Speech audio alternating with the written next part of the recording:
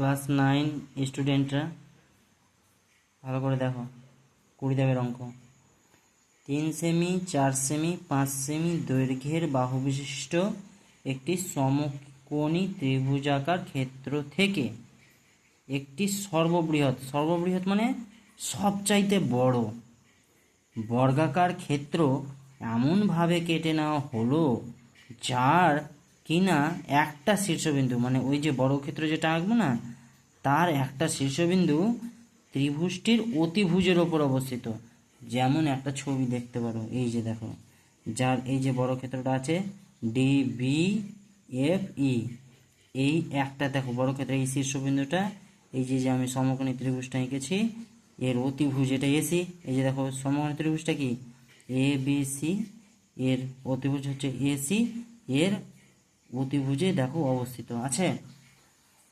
এবার কি বলছে যে বর্গাকার ক্ষেত্রটির বাহুর দৈর্ঘ্য হিসাব করি। তার মানে আমাকে এই যে বড় ক্ষেত্র বাহুটা দেখতে পাচ্ছ, এটা কি বের করতে বলছে, বাহুর দৈর্ঘ্যটা বের করতে বলছে, বড় ক্ষেত্রের বাহুর দৈর্ঘ্যটা বের করতে বলছে। ঠিক আছে, অঙ্কটা ভালো করে পড়বা 2-4 বার, তারপরে অঙ্কটা করতে লাগবা। তো আমি তোমাদেরকে দেখো করে দেখাচ্ছি, আমি করলাম এখনই করে বুঝাচ্ছি। দেখো যে ত্রিভুজ, প্রথমে আমি না ফুল যে ত্রিভুজটা দেখতে পাচ্ছ ABC, এই ত্রিভুজটার তুমি প্রথমে আগে ক্ষেত্রফল বের করে নাও।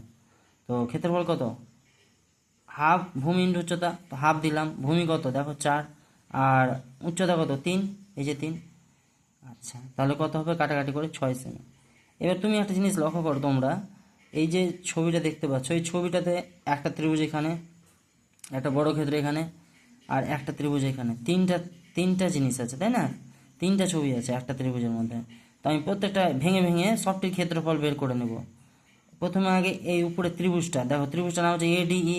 দেখো ADE এর AD, এই যে দেখো AD মানে কত, AD মানে কিন্তু আমি জানি না, কিন্তু তুমি যদি BD মানে A ধরে নাও, BD মানে যদি A ধরে নাও, তো টোটালটা তুমি কত জানো বলো, 3 থেকে A বাদ দিলে তো এটি বেরিয়ে যাবে, AD বেরোবে কি বেরোবে না বলো?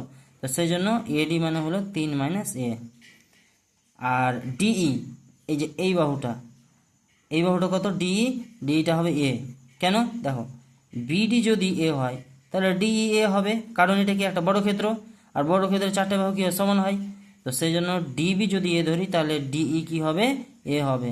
তাহলে দেখো DE আর BF সমান কি A। আচ্ছা, BF যে আমি এখানে লিখে দিয়েছি আগে থেকেই। আচ্ছা নেক্সট, তাহলে ক্ষেত্রফলের সূত্র বলো, ত্রিভুজের হাফ ভূমি ইন্টু উচ্চতা, তাহলে হাফ ভূমি কত 3 মাইনাস A, আর উচ্চতা কত A, বুঝা গেল? নেক্সট, এবার গুণ করে দাও কোনাকুনি, এই পাশাপাশি 3কে দিয়ে গুণ করলে 3A, আর একে দিয়ে গুণ করলে A স্কোয়ার। নেক্সট, এবার এইটা ত্রিভুজের কাজ হলো, এবার এইটা ত্রিভুজের কাজ করো। ত্রিভুজটার নাম হচ্ছে EFC। তো EFC এর ক্ষেত্রে EF মানে কত, EF মানে হচ্ছে A। কেন, এটা কি EF একটা বড় ক্ষেত্র বাহুর দৈর্ঘ্য। নেক্সট, EF মানে A হলো, আর FC মানে 4 মাইনাস A, এই যে এখান থেকে এটি কত 4 মাইনাস A।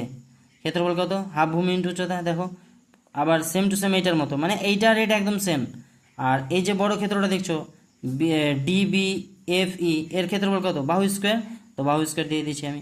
এবার সবটি এই যে এইটা চিত্র, এটা চিত্র, এটা চিত্র, 3টা চিত্র যোগফল করে দাও। আর একদিকে তো আমি ক্ষেত্রফল বের করে রেখেছি কত 6, তাহলে 3টার যোগফল সমান 6। ক্যালকুলেশন করবা, এখানে A এর মান বেরিয়ে চলে আসবে 1.5/7। ওকে, বুঝতে পেরেছ? না বুঝতে পারলে টিউশন আবার জিজ্ঞেস করবা।